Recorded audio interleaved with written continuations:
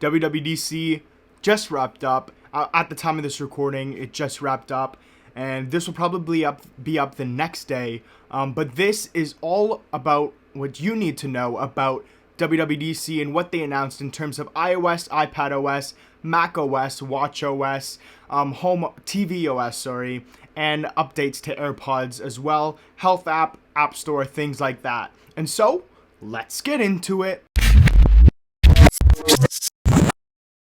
Alright, sup, MilBest here, and as I said, I'm going to give you a full recap of what you need to know about Apple's keynote on June 7th of 2021.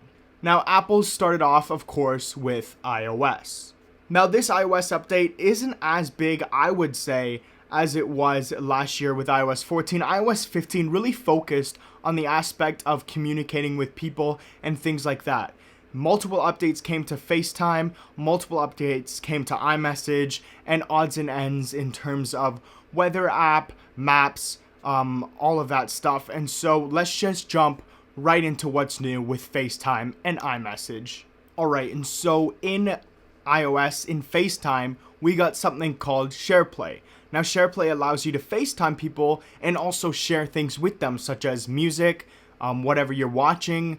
You can share that with them and watch at the same time. You can also share your screen now in FaceTime to do things like that. And so it makes it more interactive and more communicative, so that in that way, when you guys are at home, if we're on lockdown still, or if COVID keeps up and we gotta stay home, this is a way for you guys to enjoy watching something or have a movie night with friends while being separated.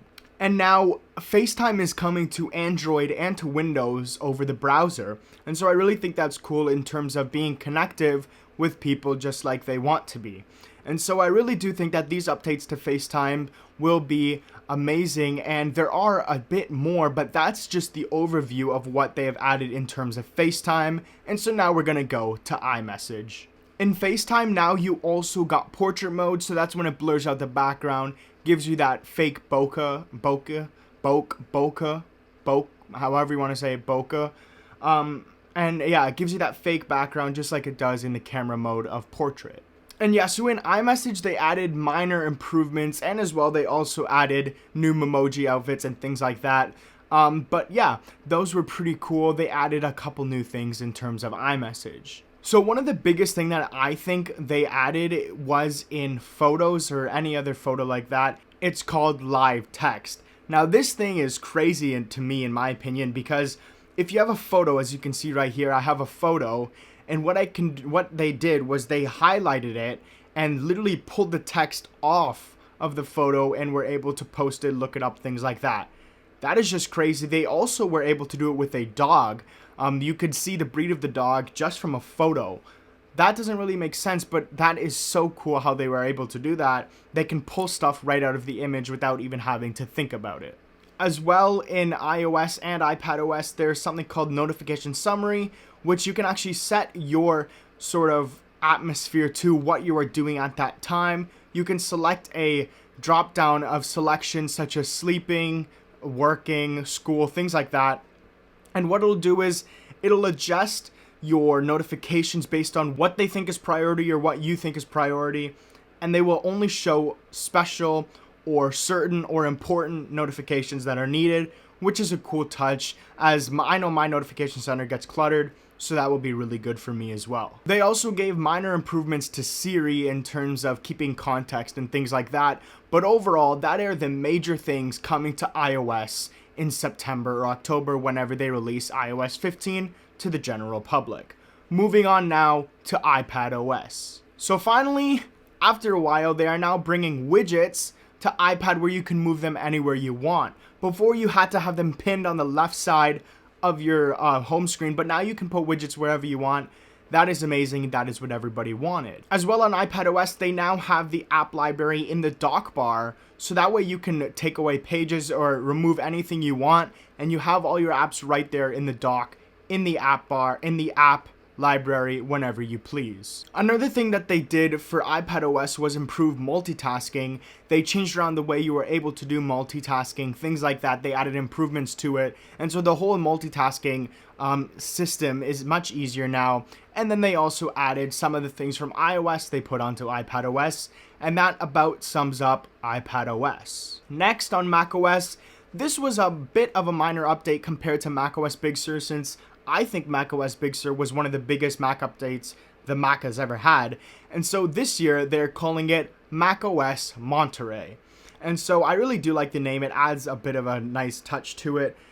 And so what they did add in macOS is a totally redesigned Safari. They moved tabs all the way to the top. They removed some of the clutterness, and they just made it overall more, I would say, professional, and it looks much more easier to handle. And they added tabs on the left, some tab groups. Those are what they're calling it, tab groups, where you can keep tabs, things like that. And so overall, they just added some improvements to Safari, and I really do enjoy how the new Safari looks. Finally, which I've been waiting for, they now have spatial audio on the MacBooks with AirPods Pro. I love that. I've been waiting for it, considering I could only use spatial audio on my iPhone. That's about it. So now you can finally use it on the Mac, and so that was a great improvement there. They also added shortcuts, universal control, which is when you can use iPads and other Macs as other displays as well.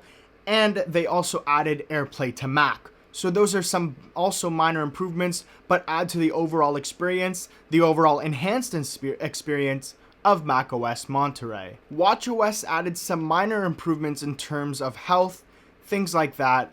And that's basically watchOS. They didn't really add anything new. They did improvements to photos, things like that, but nothing new really. Just overall little tweaks and little enhancements for watchOS 8. Also, in terms of FaceTime, they added spatial audio to FaceTime, so you can really feel like you're in the same room as them. Wherever you go, spatial audio will come to follow. So that is all of the updates in terms of hardware, software things. Finally, they did AirPods, and so in AirPods, they added a bunch of new features. Now, Find My tracking for AirPods. With AirPods, you now have the whole Find My network, proximity finding, so it'll alert you when you're in range, and when you actually find it, it'll alert you. Also, Dolby Atmos is coming to Apple Music. That will enhance audio quality as well. You got spatial audio coming to Apple Music as well. You will now be able to control sort of the ambient noise when talking to someone, and also ambient noise reduction. So that way it can focus straight ahead of who you're talking to in front of you, which is a really cool update, because I know sometimes I can't really hear, even in transparency mode, who I'm talking to in front of me, so this will help with that. And so yeah, that is most of the software they've added. They talked about some of the App Store guidelines, things like that, but that's about it. They talked about codings, things like that. But for major hardware updates such as Mac, iPhone, Watch, iPad, all of that stuff, AirPods, that is what there was announced. That has been my summary of the WWDC keynote on June 7th of 2021. Let me know down in the comments below which feature you guys are the most excited about in which hardware update. But for now, that's been it. Thank you for watching. Please do go out and have a great day, and we shall see you in the next one.